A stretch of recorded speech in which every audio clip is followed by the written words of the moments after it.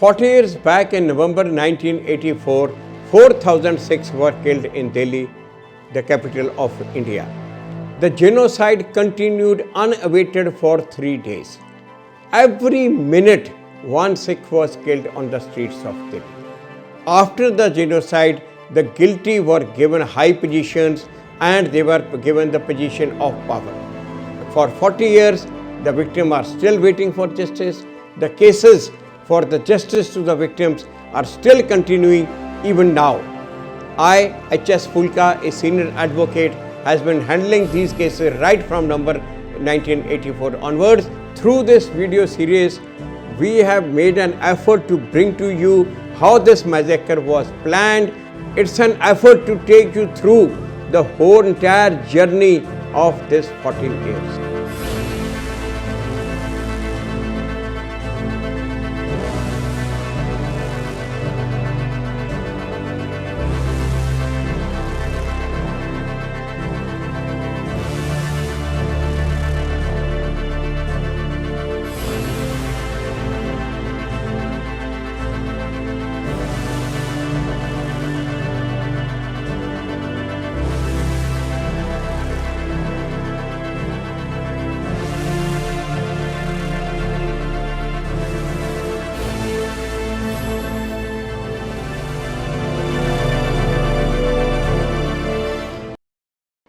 Hi everyone and welcome to today's episode. My name is Neetika Khaitan and I am a lawyer pursuing a PhD in history at Yale University in the US. It is my pleasure to welcome Senior Advocate H.S. Phoolka, who for the last 4 decades has been representing victims and survivors in the 1984 anti-Sikh pogrom in Delhi. Thank you so much, Phoolka sir, for joining us today. Thank you. The most famous commission to be appointed to inquire into the 1984 anti-Sikh violence is the Nanavati Commission, on whose recommendations several cases were finally registered against various leaders. How is it that the commission came to be appointed 15 years after the incidents? Actually, in 1999, in the month of December, the debate was going on in the parliament in Rajya Sabha on the Babri Masjid, because December is the anniversary of the demolition of Babri Masjid.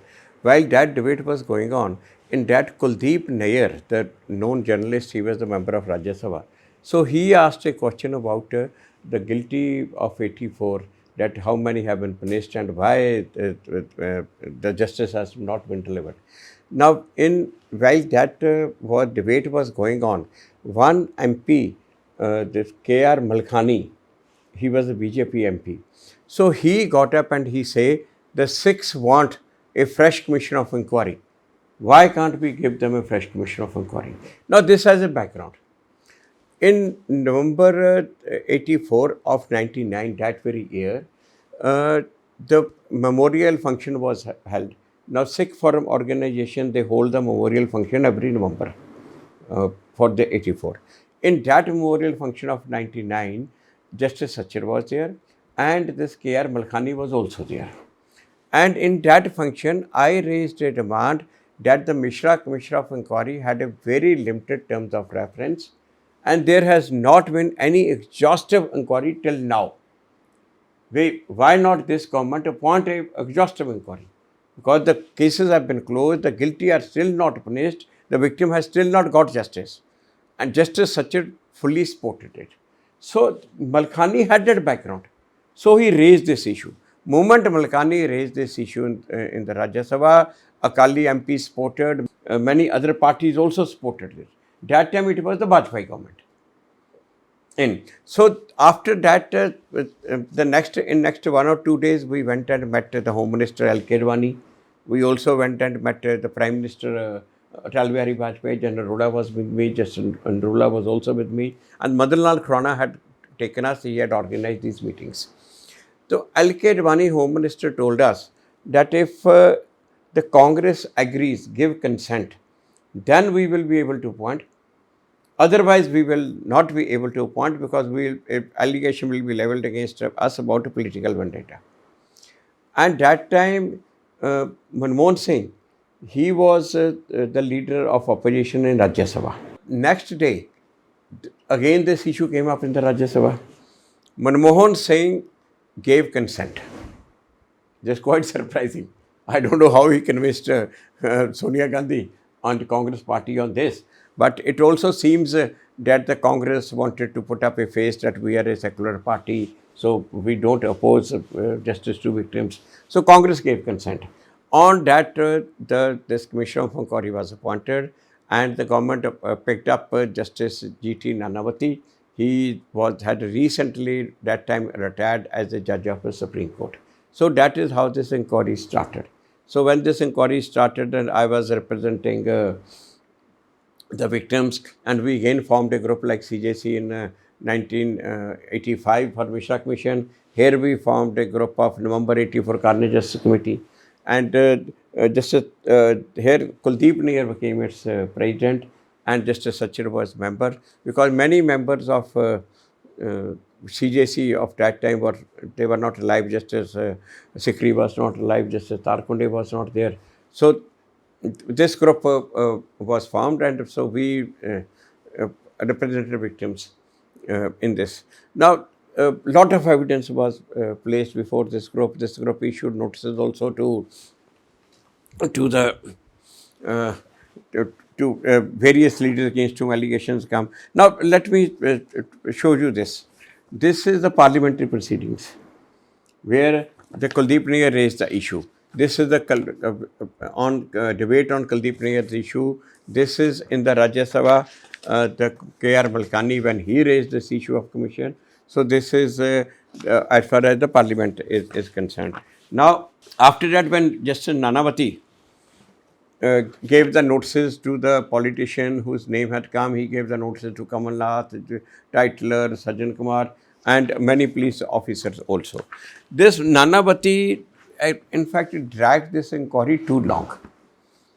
The evidence was complete almost by the end of 2001. Arguments were also included. What he dragged it too long. The government actually appointed him as a commission of inquiry for Gujarat riots also. So he became more busy in that. As a result of this delay in his submission of his report, in 2004, the Congress government again came in power. So he submitted his report in 2005 February. By that time, Congress government was again back in power. And Nanavati, in his report, recommended the registration of the cases against Jagdish, Tytler and Sajjan Kumar. Though there was a lot of evidence we placed before Nanavati, so we were not satisfied that this is merely he is recommending registration of cases only against 2 persons. There was so much of material before him. Anyhow, that's debate apart. Now, what happened? In August, on 8th of August, the government decided to place this report with on the parliament with the action taken report. On 7th, I got a message from Madhulal Khurana and also from Akali MPs that the report is being tabled before in the parliament tomorrow, so that I should be available there to brief them immediately about this report and action taken report. So on 8th August, when the report was tabled, I was there in the parliament, and I and the Secretary of Sikh Forum, Wing Commander Chhatwal, we both were in the Leader of Opposition room. L.K. Advani was the Leader of Opposition that time. The moment the report was tabled, they immediately sent us the copy and also sent us the action taken report. To our surprise, the government had rejected all the recommendation of Nanavati Commission. His recommendation to reinvestigate the cases against Jagdish, Tytler and Sajjan Kumar, the government rejected those recommendations. That time Jagdish Tytler was Union Minister. When 2004 government came back in power, Jagdish Tytler was again appointed as Union Minister. Sajjan Kumar was he was given ticket, and he was the member of parliament, and he was the member of many powerful committees also. So immediately all this opposition party and the NDA parties, they came to Leader of Opposition office, and I briefed them that this is totally wrong. There's so much of evidence with us, and the government has wrongly rejected recommendation. So they immediately decided that we will not let the House proceed, we will demand discussion on this first. So they went and in both the houses, the opposition parties, the NDA, they made noise, and as a result of that, both the houses, Lok Sabha as well as Rajya Sabha, both were in session, both were urgent. Now, when after their adjournment, after that, many other political parties came in our favor. Now, on the same day, around afternoon, surprisingly, I got a call from the CPM leader. That time, Manmohan Singh government, Manmohan Singh was Prime Minister. Manmohan Singh government was in a minority. So they were there, they gained majority only with the support of Communist, with the mainly the CPM. Now CPM chief at that time was Prakash Karat. So his Prakash Karat's wife Brinda Karat was also a member of parliament. So I got a call from Brinda Karat. She obtained my phone number from her niece in USA, Sonali Bose, who had made a movie, Ammu movie, that was the first movie on 84, that was an award-winning movie. So she said, I want to meet you immediately. I said, I'm coming to your office. So in the evening, I went and met Brinda, and she gave me a list of queries, and this is what the government says, that because of this reason, they have rejected Nanavati report. I said, give me 1 hour, I will give you the document to demolish this. So I took out the documents and went the same evening and handed over to Brinda Karat. Next day morning, again when the parliament started, again the opposition in the both houses made made hue and cry, and they protested in both the houses, and they got support from many other parties, not only NDA, even Lalu Prasad Yadav party, Mulayam Singh's party, and quite surprisingly, almost all the parties from the south. They also came in support that the victim should get justice. Why? How are you not implementing the recommendation? Register the cases. So again, both the houses on 9th August also both the houses were rejected. So I again got a call from Brinda Karat that the government has given us another reasoning that is this. So I went and she handed over that paper to me. So by the around within 1 hour, I took out the document to show that this government is wrong here. I handed over to her. In the evening, again I got a call from Brinda Karat that now the government says this. So I went and gave the documents to counter that also. So at night, Brinda Karat said, we have decided to oppose the government on this. So we are saying that hold a debate on this. Otherwise, will oppose the government. Now, faced with this situation, and the government was totally caught out. Then the media took it so strongly. Each and every newspaper, each and every TV channel criticized the government like anything. That the recommendation of these cases, the government must implement it. So ultimately, the government decided that on 10th of August, the debate will be held in Rajya Sabha on this issue. The whole day, 10th August, Rajya Sabha debated on 84. This is quite surprising. But I think earlier, for all this year, for 21 years, the government in total wouldn't have spent even 15-20 minutes on this issue.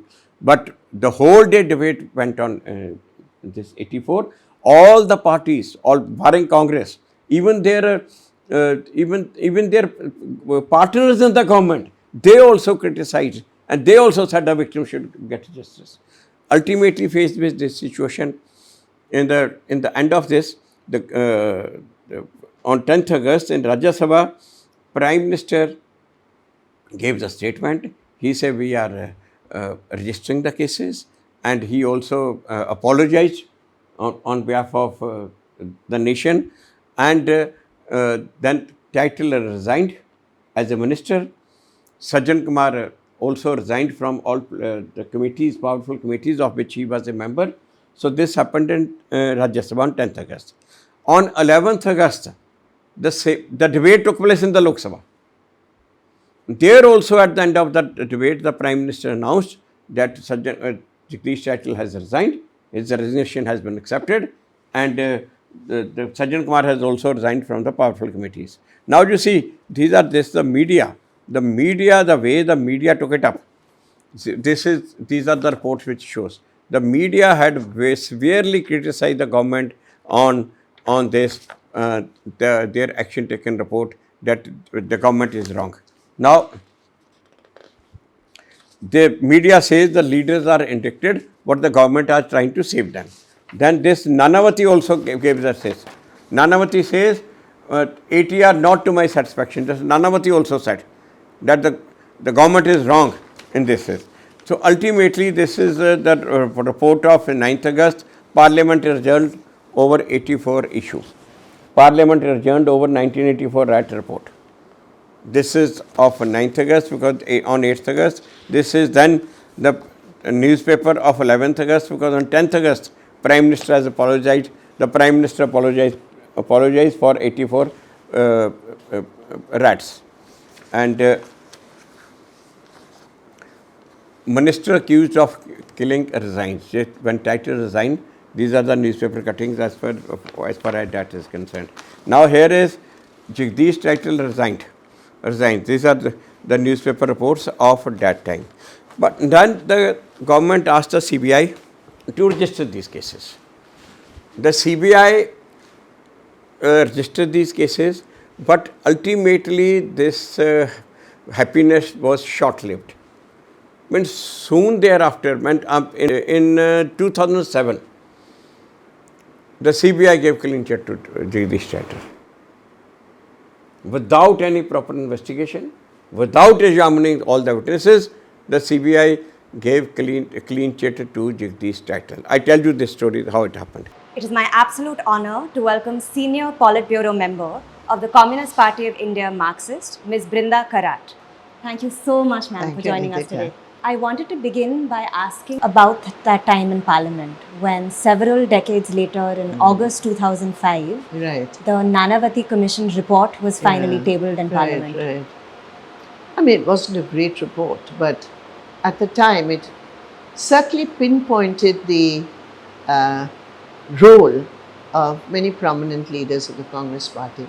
It was a time when the UPA government had come in, and it was a time when the left was supporting the UPA government. We had an important role at the time because it was a coalition government. And this happened very soon, within a year, I think, of the government being formed. And therefore, there was still an issue of, how far the government could go without taking into account the opinions of those who were supporting the government. We were supporting the government from outside. We were not part of the government. So when this came, obviously the first issue was that, this is an opportunity to bring justice. And it was at that time, actually, when we were supporting the government and we believed that we could pressure the government into taking certain actions, or if you don't like the word pressure, you could persuade the government because of the political circumstances at the time.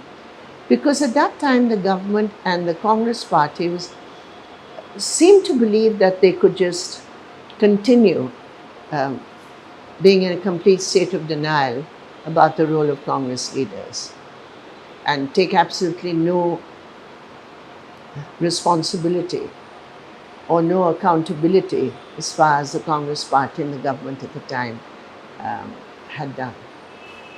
So we were in a position where we could take, and therefore, although the Nanavati Commission report did point and give certain names also, in our discussions with the government, and we believe that the government should come clean about this and about the principle of account. When I say clean, what I mean is to accept a principle of accountability and to at least take advantage of some of the recommendations of the report to reopen and to relook and to at the cases. We were very clear about that in the CPIM. in our discussions that this was an opportunity, although it's not a very good report in the sense that there were still lots of loopholes in that report. But, however, it gave an opportunity for the government to come forward and take responsibility and to take certain steps, although belated, towards justice on the basis of the Nanavati Commission report. So we did have discussions with the government at the time, and we made it very clear that we were going to raise the issue, and it may cause a great deal of embarrassment to the government to have its supporters on whom they were dependent to publicly take a position which was at such variance with what the government's position was. And one of the issues there was that a leading member of the Congress party, who was actually named in the Nanavati Commission report, Mr. Jagdish Tytler, who had actually been included in the cabinet, he became sort of, or his being in the cabinet became sort of symbolic of the utter disregard for the sentiments, not just sentiments, for the principle of some accountability to bringing justice to the victims who had named this particular person. And that became symbolic, and therefore, when the government saw that we were very firm, as were certain other parties, I recall at the time, the DMK at the time had also taken a very principled position on this. And they also, I believe, had said, I mean, if my memory serves me correctly, I'm not really, I can't exactly remember the sequence of it, but they also took a strong position on it. And I think that is what changed the mind of the government. And of course, with Dr. Manmohan Singh, himself a leading member of the community, and then the leader of the country and the leader of all communities, with him being in the Prime Minister's position and his own commitment, I believe, at the time, to at least bring some hope or some form of sympathy, a gesture of understanding. And I think all these factors combined for the government to give an assurance that they would take action against some of the recommendations of the Nanavati Commission, including, because of our pressure, I think, or their own circumstances, asking Jagdish Tytler to step down, which he did. So that was an experience, and in that whole experience, we were really helped, because when something like this happens and you are supporting a government, it's not just emotion or sentiment or, the conscience of the nation. Or so. You've got to have facts, you've got to have data. You have to know statistically what, is correct and what are the counter arguments on the basis of facts to, at that time, what a section of the Congress leadership was saying in their own defense. And in that, I must say, Phoolka ji, with his vast, detailed knowledge and study of all the papers and the legal positions which were involved, I think he played an extremely important role. I don't know whether that was a great achievement of that time and all that, but certainly looking at other aspects. I mean, if you look at 2002 Gujarat, and you look at that genocide, and you look and see how it's been a complete cover-up, including by top top courts of this country, as to how they defended those and just, destroyed the whole principle of accountability. Nothing, nobody is accountable. If you go by that judgment, no government is accountable. I mean, you can be sitting there as chief minister, and there can be 2,000, 3,000, thousands of people killed, maimed, destroyed, arson, looting, rapes. But if you're chief minister, you're not responsible. You get a clean chit from the top court. So in that context, if you look at, and even now the lynchings which are going, if you look at all that and compare what the UPA government did at the time, I mean, I hate these comparisons, but there is some difference in that approach. Of course, there's no difference in the suffering of the victims and of communities who are damaged in such deep ways. And that is a reality. So I'm not sure whether you can say, but certainly the statement made by the Prime Minister apologizing and taking responsibility, I think that is an important political message. Unfortunately, there's not been any follow-up in the sense of processes of justice, because when so many years go by and so many more people, family members, witnesses must have died, and therefore I think that huge gap of a crime or mass crimes being committed and the justice, the gap just widens in a way. Besides the work that you've outlined, you also played a role in a film, Ammu, that was made on the 84 violence. If you could speak a bit about that experience. Well, that was a film written and made by my niece, Shonali Bose. It was her first film. She was studying in Miranda House at the time. And at that time, one of her professors was Uma Chakravarti, who I think played a very important role in sensitizing her students about what was happening around them. And I think Shonali had been quite deeply impacted by that, and it always stayed in her mind. And when she thought of becoming, she studied film in Los Angeles, in the institute there. And when she decided that she wanted to be a filmmaker, she wrote her own script based on something which she had heard at the time. And it was a very, very moving film. And by that time, I was playing a role at the All India level for our women's organization, AIDWA, and I was also a member of the Central Committee. And she tried very hard to find many well-known actors to play the role of that child's mother. And unfortunately, she didn't have the funds, although many of them said they'd work for less, but she didn't have any funds at all. She don't know how she raised the money, but she did. And so then she asked me whether I would. So I went to Comrade Surjit, and because I've been a member of the Central Committee of the party, if you go into something like a film, you obviously have to warn your party about it. They shouldn't hear tomorrow that one of their members is. So then I discussed it with Comrade Surjit, and he asked me what it was about. And I told him.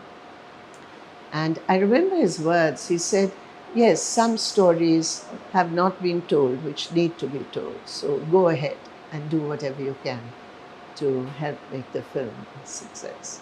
So it was a very moving story, and it is about this young girl who was adopted because her father was killed exactly as I described, by putting a burning tire on his neck, and her mother committed suicide after her little son had been killed. So it was a very sad story, actually. What was the process of working in the film like? I mean, there were two angles. One, my being in a film and no idea about the processes of it. So Shonali had to, spend a lot of time directing me. But since I knew about them and had experienced directly hearing the stories of the victims, it was something which moved me greatly. So I don't think I had much difficulty in identifying the story of that film and being. Thank you so much, ma'am, for gracing us with your presence and for being so generous with your time. Thank you so much.